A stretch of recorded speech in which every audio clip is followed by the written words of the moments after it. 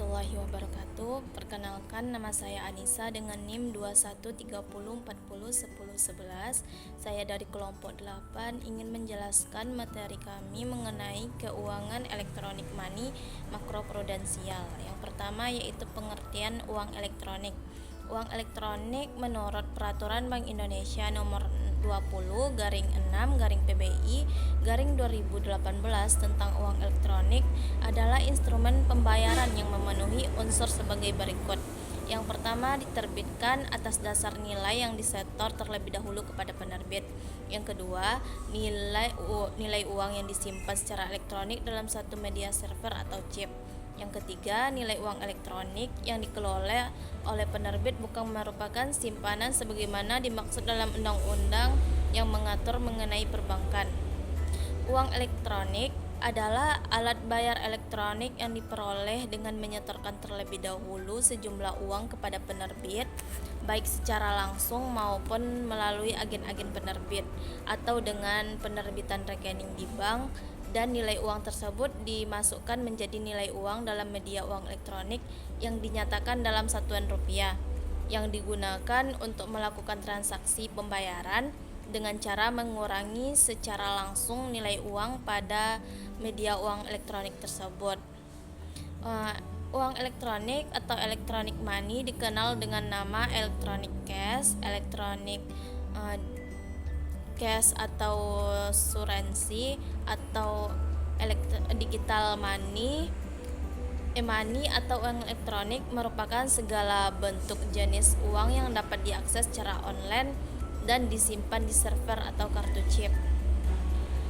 Kriteria dari uang elektronik tersebut yaitu yang pertama, diterbitkan atas dasar nilai uang yang disetorkan terlebih dahulu oleh pemegang penerbit. Yang kedua, nilai uang disimpan secara elektronik dalam suatu media server atau chip. Yang ketiga, digunakan sebagai alat pembayaran kepada pedagang yang bukan penerbit uang elektronik. Yang keempat, nilai uang elektronik yang disimpan oleh pemilik dan dikelola oleh penerbit bukan merupakan titipan sebagaimana dimaksud dalam Undang-Undang Perbankan. Selanjutnya, klasifikasi dan fungsi e-money. E-money merupakan produk yang diharapkan dapat menjadi alat pembayaran terhadap barang atau jasa di masa yang akan datang. Oleh karenanya, e-money memiliki bentuk yang berbeda-beda. Yang pertama yaitu e-money dalam bentuk prepaid card, yaitu kartu prabayar yang digunakan untuk melakukan pembayaran terhadap suatu produk tertentu. Kartu prabayar ini adalah kartu plastik yang di dalamnya ditanamkan chip komputer sebagai penyimpanan dana atau nilai yang dimiliki oleh konsumen. Kartu prabayar dilakukan untuk pembayaran terhadap barang atau jasa. Nilai atau dana yang ada pada chip komputer tersebut akan berpindah setelah konsumen melakukan pembayaran dengan cara memasukkan kartu yang ia miliki ke dalam sebuah card reader. Salah satu contoh repair card ini adalah e-tool atau card yang digunakan untuk melakukan pembayaran sebelum masuk ke jalan tol. Bentuk yang kedua dari e-money yaitu uang digital atau digital cash. Uang digital adalah kumpulan kode atau angka biner yang disimpan di dalam server komputer, di mana nilai atau dana yang tersimpan di dalam uang digital tersebut dapat berpindah setelah dikonfirmasi dan disetujui. Selanjutnya, fungsi dari e-money sebenarnya digunakan sebagai mata uang konvensional dan juga sebagai tiket elektronik untuk memfasilitasi transaksi sehari-hari. Misalkan jika kita ingin belanja, kita tidak perlu membawa uang tunai, hanya dengan memberikan kartu transaksi kita dapat diselesaikan dengan cepat dan lebih aman. Selanjutnya, regulasi e-money. E-money merupakan uang elektronik yang dapat menjadi pengganti uang tunai yang dimiliki masyarakat. Oleh karena itu, untuk memperoleh e-money dari masyarakat, masyarakat harus mendepositokan sejumlah uang tunai sebagai ganti atas e-money yang akan ia peroleh. Sejumlah uang tunai yang telah didepositkan tersebut E-money adalah alat pembayaran yang berfungsi menjadi pengganti uang tunai, maka diperlukan regulasi yang mengatur penggunaannya. Di Indonesia sendiri regulasi e-money diatur melalui 3 peraturan, yaitu yang pertama Peraturan Bank Indonesia nomor 16/8/PBI/2014 tentang perubahan atas PBI nomor 11/12/PBI 2009 tentang uang elektronik. Yang kedua, Perlindungan Konsumen Jasa Sistem Pembayaran PBI nomor 16/PBI/2014.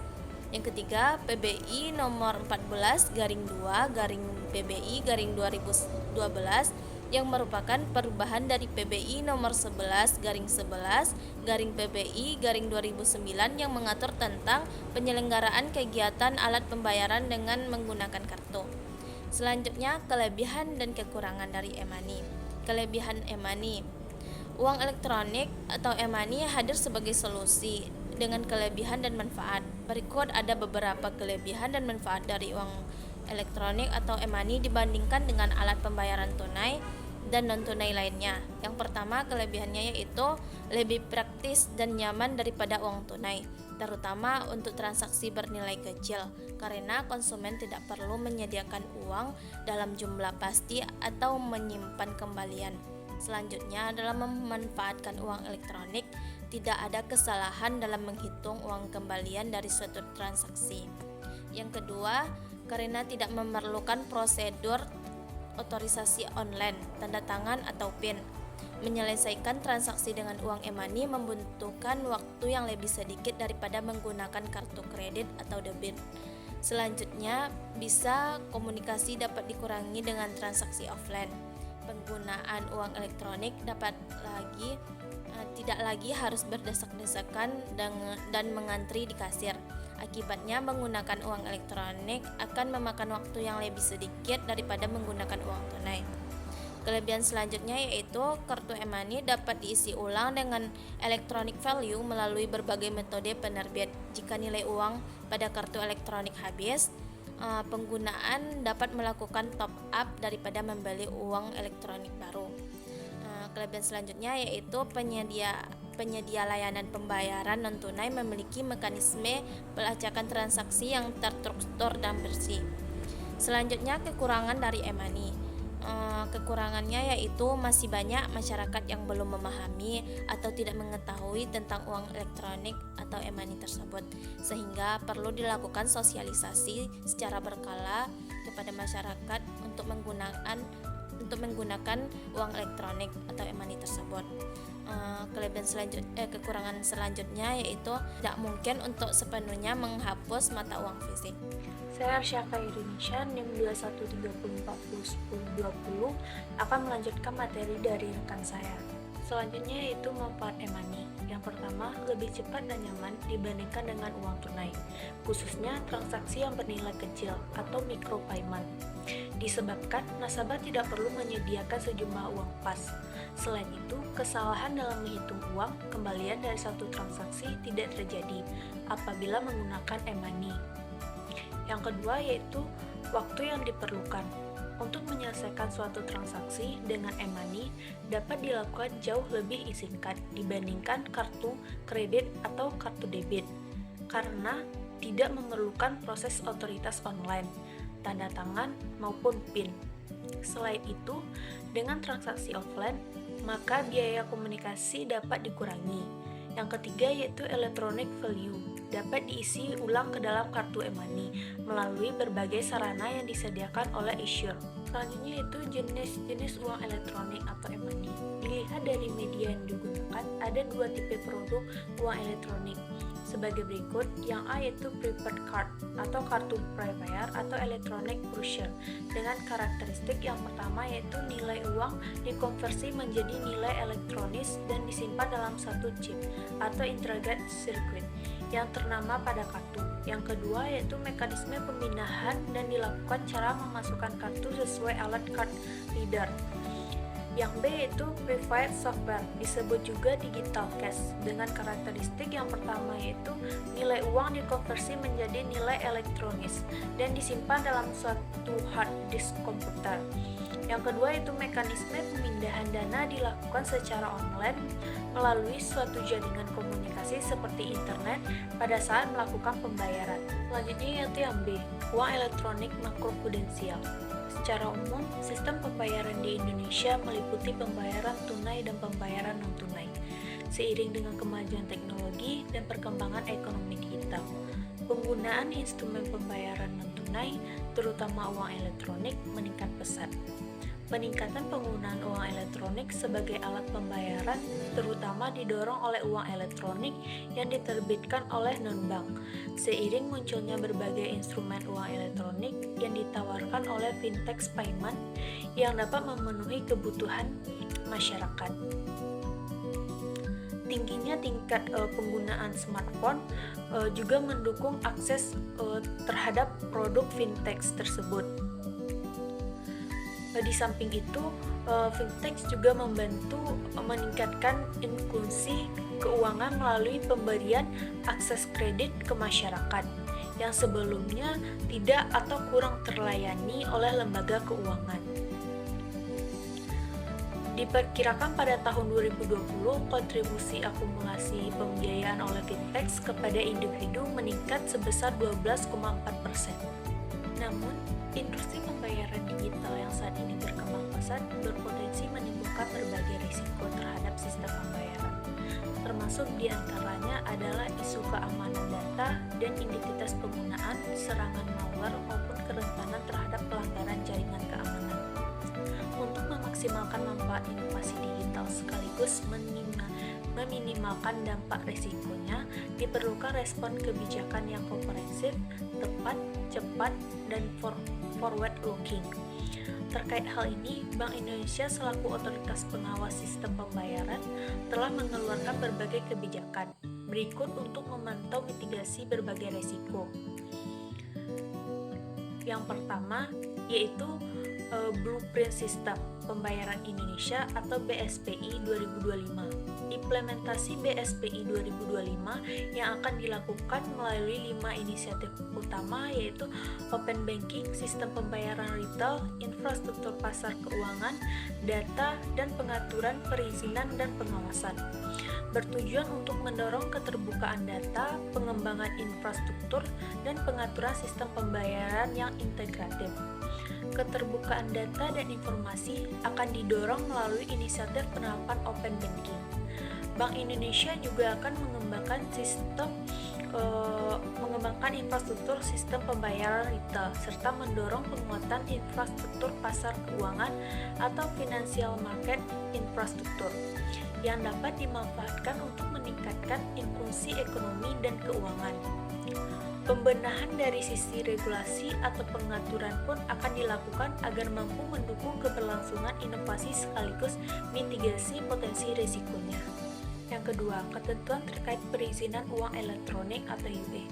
Bank Indonesia melalui PBI nomor 11 2016 tentang uang elektronik sebagaimana diubah melalui PBI nomor 18 tahun 2016 mewajibkan setiap bank atau lembaga non-bank yang menyelenggarakan uang elektronik dengan jumlah dana float di atas 1 miliar rupiah untuk memiliki izin sebagai penerbit UE dari Bank Indonesia. Salah satu tahap dalam proses perizinan UE adalah adanya pemeriksaan lapangan atau on-site visit dalam rangka memverifikasi kesesuaian dokumen perizinan dengan kondisi di lapangan serta memastikan kesiapan operasional pemohon termasuk pengujian sistem. Ketiga, yaitu ketentuan terkait penyelenggaraan uang elektronik atau UE. Bank Indonesia mengeluarkan PBI nomor 20 PBI 2018 untuk memperkuat 3 aspek penyelenggaraan UE. Yang A yaitu penguatan aspek kelembagaan, B penguatan aspek perlindungan konsumen, dan C yaitu peningkatan keamanan dan ekspektasi UE melalui kewajiban peningkatan standar keamanan transaksi dan kewajiban pemrosesan transaksi secara domestik guna mendorong terciptanya ekosistem yang saling terhubung sejalan dengan implementasi gerbang pembayaran nasional. Yang keempat yaitu ketentuan mengenai kewajiban penerbit alat pembayaran menggunakan kartu atau APNK dan UE, penyelenggaraan transfer dana dan dompet elektronik untuk melakukan uji tuntas konsumen atau Customer Due Diligence atau CDD. Ketentuan tersebut ada di dalam PBI nomor 19 2017 untuk mencegah adanya transaksi pencucian uang dan terorisme. Baiklah, selanjutnya akan dilanjutkan oleh rekan saya. Perkenalkan, nama saya Amanda Friska, NIM 2130401010. Baiklah, saya akan membacakan lanjutan materi yang sebelumnya telah disampaikan oleh rekan-rekan saya, yaitu mengenai uang elektronik makroprudensial.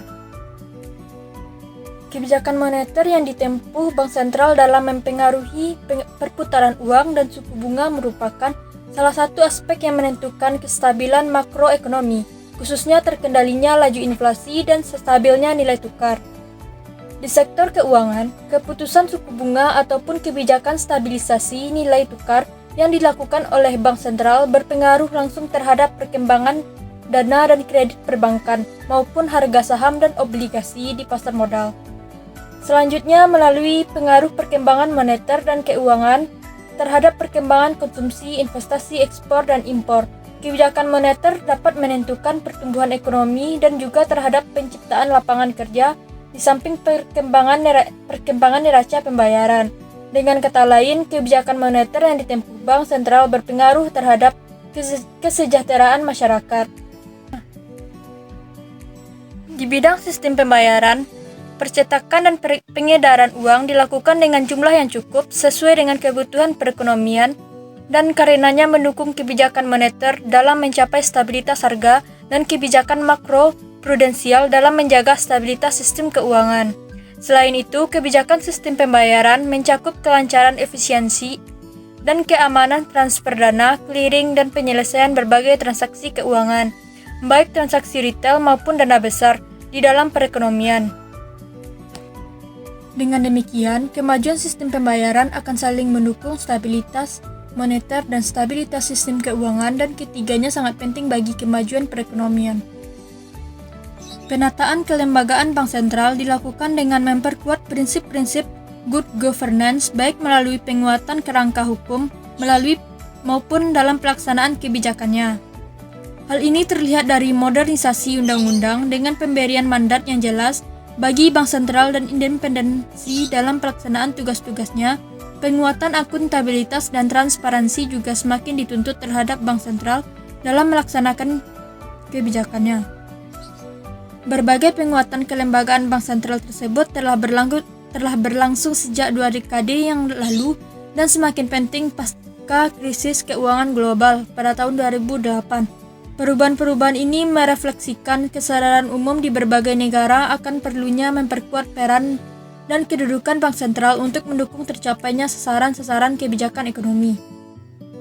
Operasional sistem kebijakan makroprudensial memerlukan beberapa proses bisnis sebagai berikut. Yang pertama, aransemen terhadap kondisi stabilitas sistem keuangan berupa surveillance terhadap elemen-elemen sistem keuangan seperti sistem perbankan, lembaga keuangan non-bank, korporasi non-keuangan, rumah tangga, dan pasar keuangan. Dari surveillance terhadap elemen-elemen sistem keuangan tersebut dapat diidentifikasi bagaimana ketahanan sistem keuangan terhadap sebuah gejolak, bagaimana ketahanan likuiditas dan permodalan bank bila terjadi keketatan likuiditas dan melemahnya perekonomian yang dapat memicu risiko kredit. Mungkin hanya itu materi yang dapat saya sampaikan. Bila ada salah dan kata terlebih terkurang mohon dimaafkan. Assalamualaikum warahmatullahi wabarakatuh.